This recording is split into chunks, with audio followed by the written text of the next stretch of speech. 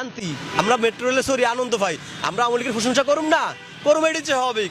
ধরেন আমি একটা মাইয়া বিয়ে করছি, এটা আপনার পছন্দ হয় না, আমার বউকে আপনি তালাক দিতে পারবেন? এরকম কোন ইস্তেহার আছে? আমার বউ আমার ভালো লাগে, আপনার কিছু করার আসেনি।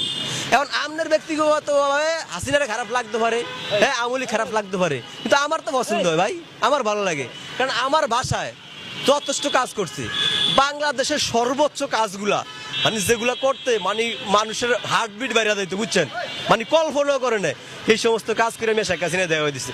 বিশ্বের অনেক বড় বড় দেশে মেট্রো রেল নাই, যেটা বাংলাদেশের মতো গরিব রাষ্ট্রে মেট্রো রেল আছে, এলিভেটেড এক্সপ্রেসওয়ে, রূপপুর পারমাণবিক বিদ্যুৎ কেন্দ্র, কর্ণফুলী টানেল, আপনার এই যে বার্ন ইউনিট, এগুলো মানুষ একসময় কল্পনা করে না, যেগুলো বাংলাদেশ আজকে চলে। আজকে মানুষের স্লোগান দেয় সুঙ্গা তোলাই শেখ হাসিনা খারাপ।